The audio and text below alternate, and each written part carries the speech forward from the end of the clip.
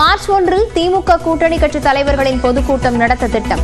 கூட்டணி பலத்தை காட்டும் வகையில் கூட்டத்தை நடத்த ஏற்பாடு.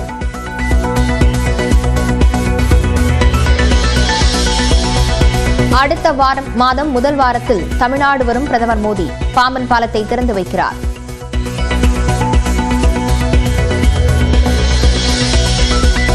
கடலூர் மாவட்டத்தில் முதலமைச்சர் ஸ்டாலின் இன்று முதல் 2 நாட்கள் கள ஆய்வு. 1476 கோடி ரூபாய் திட்டப்பணிகளை தொடங்கி வைத்து 178 புதிய திட்டங்களுக்கு அடிக்கல் நாட்டுகிறார். சேலத்தில் அதிமுக பொதுச் செயலாளர் எடப்பாடி பழனிசாமியுடன் பாமக கௌரவ தலைவர் ஜி.கே. மணி திடீர் சந்திப்பு. அன்புமணி பதவிக்காலம் முடிய உள்ள நிலையில் மாநிலங்களவை தேர்தல் பற்றி பேசினார்களா என அரசியல் வட்டாரத்தில் பரபரப்பு. கிரெடிட் மற்றும் டெபிட் கார்டுகளை பயன்படுத்தி நடக்கும் பணப்பரிவர்த்தனைகளுக்கு கட்டணம். ஜிபே செயலி முடிவு.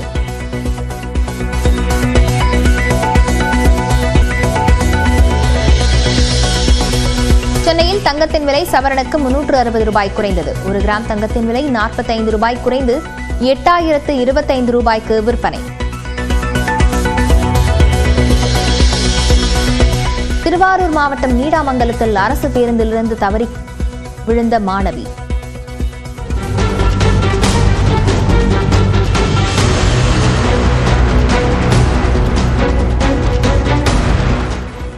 ஆபத்தான நிலையில் மருத்துவமனையில் சிகிச்சை.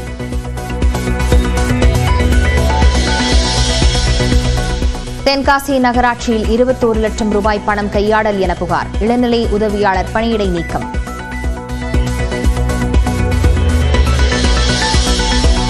புதுக்கோட்டை மன்னர் கல்லூரிக்குள் அரிவாள் கொண்டு சென்ற மாணவர் மீது வழக்கு பதிவு. கல்லூரி மாணவர்களுக்கு ஏற்பட்ட மோதல் காரணமாக ஆயுதத்தை பதுக்கியது கண்டுபிடிப்பு. தெலங்கானா முன்னாள் முதல்வர் சந்திரசேகர ராவ் மீது ஊழல் புகார் கூறியவர் வெட்டிக் கொலை. வேறொருவருடன் இருந்த நிலப்பிரச்சனையே கொலைக்கு காரணம் என ராஷ்டிரிய சமிதி கட்சி தகவல். உடல்நலக்குறைவால் மருத்துவமனையில் அனுமதிக்கப்பட்டுள்ளார் காங்கிரஸ் மூத்த தலைவர் சோனியா காந்தி. வயிறு தொடர்பான உபாதை ஏற்பட்ட நிலையில் மருத்துவர்கள் சிகிச்சை. அதிகாரத்தை அடைவதற்கு ஆங்கிலம் முக்கிய ஆயுதம் என்று ரேபரேலியில் மாணவர்கள் மத்தியில் ராகுல் காந்தி பேச்சு. தலித்கள், ஏழைகள் ஆங்கிலத்தை கற்கக்கூடாது என்று RSSம் பாஜகவும் தடுப்பதாகவும் குற்றச்சாட்டு. கும்பமேளாவில் நீராடும் உடை மாற்றும் பெண்களை ரகசியமாக வீடியோ எடுத்து இணையதளம் மூலம் விற்பனை. பெண் பக்தர்கள் புகார். இன்ஸ்டாகிராம் மற்றும் டெலிகிராமில் பதிவிட்ட 2 மீது காவல்துறை வழக்கு பதிவு.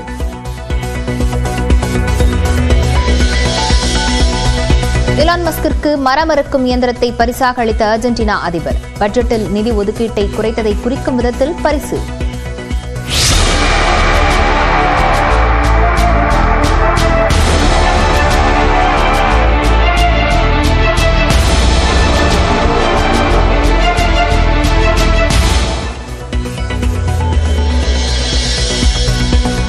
அமெரிக்க மத்திய புலனாய்வு அமைப்பின் தலைவராக இந்திய வம்சாவளியைச் சேர்ந்தவர் தேர்வு.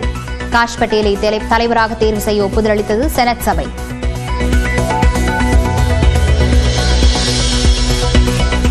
மனைவி தனஸ்ரீயை விவாகரத்து செய்தார் யஷ்வேந்திர சாஹல். இணக்கமில்லாததால் 18 மாதங்களாக பிரிந்து வாழ்ந்த நிலையில் முடிவு. சாம்பியன்ஸ் டிராபி தொடரில் தனது முதல் போட்டியில் வங்கதேசத்தை 6 விக்கெட்டுகள் வித்தியாசத்தில் வீழ்த்தியது இந்தியா. முகமது ஷமி 5 விக்கெட்டுகளை சாய்த்தும் சுப்மன் கில் சதமடித்தும் அசத்தல். ஒருமையில் பேசிய தமிழக பாஜக தலைவர் அண்ணாமலைக்கு துணை முதலமைச்சர் உதயநிதி பதிலடி கொடுத்த நிலையில் இருவருக்கும் இடையிலான வார்த்தை போர் முற்றியுள்ளது.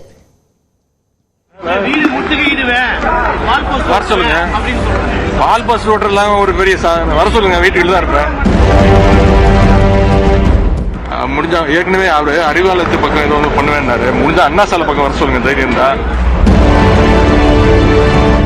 இப்படி உதயநிதி சவால் விடுவதற்கு காரணம் தமிழக பாஜக தலைவர் அண்ணாமலையின் பேச்சுத்தான். சென்னை திருவான்மையூரில் நடைபெற்ற மத்திய அரசின் பட்ஜெட் விளக்க கூட்டத்தில் பேசிய தமிழக பாஜக தலைவர் அண்ணாமலை, அண்ணா அறிவாலயத்தில் உள்ள ஒவ்வொரு செங்கலையும் உருவி எடுக்கும் வரை இங்குதான் இருப்பேன் என்றார். அண்ணாமலையின் இந்த பேச்சுக்கு அமைச்சர்கள், திமுக நிர்வாகிகள் என பலரும் எதிர்வினையாற்றினர். இந்நிலையில் மும்மொழி கொள்கையை ஏற்றால்தான் தமிழ்நாட்டிற்கான கல்வி நிதி விடுவிக்கப்படும் என மத்திய கல்வி அமைச்சர் தர்மேந்திர பிரதானின் அறிவிப்பு ஆளும் திமுகவினரிடையே கொந்தளிப்பை ஏற்படுத்தியது. இது தொடர்பாக அண்ணாமலைக்கும் திமுகவினருக்கும் இடையே வார்த்தை மோதல்கள் அதிகரித்தன.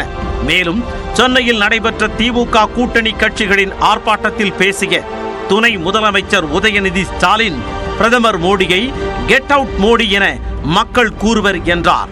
ஒன்றிய பிரதமர் திரு மோடி அவர்களே, சென்ற முறை நீங்கள் தமிழர்களுடைய உரிமையெல்லாம் பறிக்க முயற்சிக்கும் போது தமிழ்நாட்டு மக்கள் உங்களை கோ பேக் மோடின்னு சொல்லி துரத்தி அடிச்சாங்க. மீண்டும் அதை தமிழ்நாட்டு மக்கள்கிட்ட முயற்சி செய்யலாம். இந்த முறை கோ பேக் மோடி கிடையாது, இந்த முறை கெட் அவுட் மோடி என்று சொல்லி உங்களை துரத்துவார்கள் தமிழர்கள். இதற்கு கடுமையாக எதிர்வினையாற்றிய அண்ணாமலை உதயநிதி குறித்து ஒருமையில் பேசினார். இதற்கு பதிலடி தந்த உதயநிதி அண்ணாமலை முதலில் அண்ணா சாலைக்கு வரட்டும் என சவால் விடுத்தார். அவங்க பிரச்சனையை மடமாற்ற திசை திருப்ப வச்சுக்கிறாங்க. கேட்கிற நிதியை சவால் தமிழ்நாட்டு மக்கள் இவங்கெல்லாம் ஏற்கனவே கவுண்டாக் சொல்லி மோடி அவர்கள் 2018 வரும்போது திருட்டுத்தனமா வந்திருக்காரு. செவர்கள்லாம் உடச்சு போனாரு. இப்ப பிரச்சனையை திசை திருப்ப வேணாம். நமக்கு இப்ப தேவை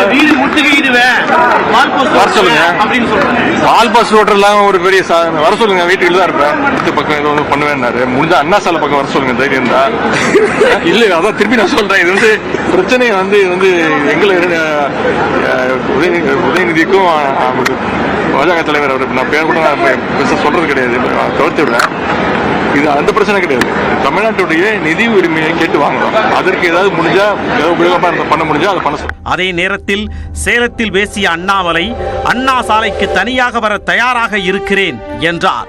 நேரத்தை இடத்தை அண்ணா சாலையில இங்க வந்து காட்டுன்னு சொல்லு. 19 அண்ணா சாலையில என்ன வர முடியும்? வர்றேன். இடத்தை சொல்லு. ஒரே ஆள் வர்றேன். எல்லாம் தடுத்து நிறுத்து. அதனால உதயநிதி ஸ்டாலின் அவர்களுக்கு அவருடைய பாணியில தான் இனி பதில். மரியாதை கொடுத்தா மரியாதை. நான் தனியாளா வரேன். பாரதிய ஜனதா கட்சியினுடைய தொண்டர் யாரும் என் கூட வர மாட்டாங்க. தனியாளா ஒத்தாளா வரேன். நீ மொத்த படையும் திமுக படையும் மொத்த போலீஸ் போர்ஸ் வச்சு நீ தடுத்து நிறுத்து. அண்ணாமலைக்கு திமுகவினரும் விசிக தலைவர் திருமாவளவனும் பதிலடி தந்துள்ளனர். பிரயாக்ராஜ் மகா கும்பமேளாவில் பெண்கள் புனித நீராடுவதை ரகசியமாக வீடியோ எடுத்து இணையத்தில் வெளியிட்ட சம்பவம் பக்தர்கள் மத்தியில் பேரதிர்ச்சியை ஏற்படுத்தியிருக்கிறது. வக்கிரபுத்தியுடன் எடுக்கப்பட்ட வீடியோக்களை இணையத்தில் விற்பனை செய்த கும்பல் மீது கடும் நடவடிக்கை பாயுமா? இந்த தொகுப்பில் பார்க்கலாம்.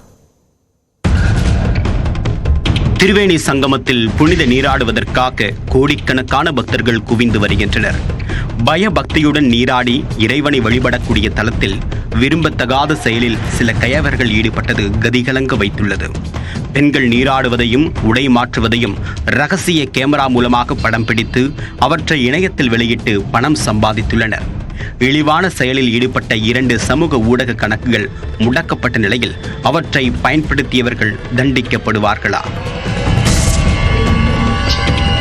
12 ஆண்டுகளுக்கு ஒருமுறை நடைபெறக்கூடிய மகா கும்பமேளா உத்தரப்பிரதேச மாநிலம் பிரயாக்ராஜில் உள்ள திரிவேணி சங்கமத்தில் கடந்த ஜனவரி 13ஆம் தேதி தொடங்கியது. திரிவேணி சங்கமம் என்பது 3 ஆறுகள் ஒன்றாக சந்திக்கக்கூடிய இடத்தை குறிப்பிடுகிறது. அதன்படி கங்கை, யமுனை ஆறுகளுடன் சரஸ்வதி ஆறும் கலந்ததாக இதிகாசம் கூறக்கூடிய திரிவேணி சங்கமத்தில் புனித நீராடுவதற்காக கோடிக்கணக்கான பக்தர்கள் பிரயாக்ராஜில் குவிந்து வருகின்றனர். வருகின்ற 26ஆம் தேதி மகா சிவராத்திரி அன்று கும்பமேளா நிறைவடைய இருக்கக்கூடிய நிலையில் தற்போது வரை 56 கோடிக்கும் அதிகமானோர் பிரயாக்ராஜில் நீராடியதாக கூறப்படுகிறது. இந்தியாவின் பல்வேறு மாநிலங்கள் மட்டுமின்றி வெளிநாடுகளில் இருந்தும் லட்சக்கணக்கான பக்தர்கள் உத்தரப்பிரதேசத்திற்கு படையெடுத்து வருகின்றனர். இந்நிலையில் திரிவேணி சங்கமத்தில் பெண்கள் புனித நீராடியதை வக்ர புத்தி கொண்ட சிலர் வீடியோ எடுத்து இணையத்தில் வெளியிட்ட சம்பவம் பக்தர்கள் மத்தியில் அதிர்ச்சியை ஏற்படுத்தியுள்ளது. அதிலும் பெண்கள் நீராடியது மற்றும் உடை மாற்றுவதை ரகசிய கேமரா மூலமாக படம் எடுத்து அவற்றை விற்பனை செய்த சம்பவம் பேரதிர்ச்சியை ஏற்படுத்தியுள்ளது. இது தொடர்பாக கடந்த 17ஆம் தேதி பெண் பக்தர்கள் பிரயாக்ராஜ் போலீசாரிடம் புகார் அளித்தனர். அந்த புகாரில் பெண்கள் நீராடியதை ஆபாசமாக வீடியோ எடுத்து இணையத்தில் பதிவேற்றிருப்பதாக குற்றம் சாட்டியுள்ளனர். அதன் அடிப்படையில் வீடியோக்களை பதிவேற்றியதாக இன்ஸ்டாகிராம் கணக்கு மீது வழக்கு பதிவு செய்யப்பட்டுள்ளது. அந்த கணக்கை பயன்படுத்தியவரை அடையாளம் காணக்கூடிய முயற்சியில் போலீசார் தீவிரமாக ஈடுபட்டுள்ளனர். அதற்காக இன்ஸ்டாகிராமை நிர்வகிக்கக்கூடிய தாய் நிறுவனமான மெட்டாவிடம் தகவல் கேட்டிருப்பதாக போலீஸ் தரப்பில் தெரிவிக்கப்பட்டுள்ளது. மெட்டாவிடமிருந்து விவரங்கள் கிடைத்தவுடன் கைது நடவடிக்கை மேற்கொள்ளப்படும் என்றும் உறுதியளித்துள்ளனர். இந்த அதிர்ச்சியிலிருந்து மீள்வதற்குள் 19ஆம் தேதி மேலும் ஒரு புகார் அளிக்கப்பட்டுள்ளது. அதில் திரிவேணி சங்கமத்தில் பெண்கள் நீராடிய வீடியோ மற்றும் போட்டோக்கள் டெலிகிராம் சேனலில் பதிவேற்றிருப்பதாக குற்றம் சாட்டப்பட்டது. அந்த டெலிகிராம் சேனலில் வீடியோக்களை காண்பதற்காக 1999 ரூபாய் முதல் 3000 ரூபாய் வரை விற்பனை செய்யப்பட்டதும் பக்தர்களை பதபதைக்க வைத்துள்ளது. ஃபேஸ்புக், டெலிகிராம், இன்ஸ்டாகிராம் போன்ற சமூக ஊடகங்களில் இது தொடர்பான வீடியோக்கள் அதிக அளவில் பகிரப்பட்டு வருவது கொந்தளிக்க வைத்துள்ளது. உடனடியாக களமிறங்கிய உத்தரப்பிரதேச போலீசார் இணையத்தில் உலவக்கூடிய வீடியோக்களை தடுத்து நிறுத்தவும் அவற்றை பதிவிட்ட குற்றவாளிகளை கைது செய்யவும் தீவிர விசாரணை மேற்கொள்ளப்பட்டு வருகிறது. திரிவேணி சங்கமத்தில் புனித நீராடிய பெண்களின் வீடியோக்களை வக்கிர புத்தியுடன் இணையத்தில் வெளியிட்டு பணம் சம்பாதிக்க முயன்ற கும்பல் கூண்டோடு சிக்குமா?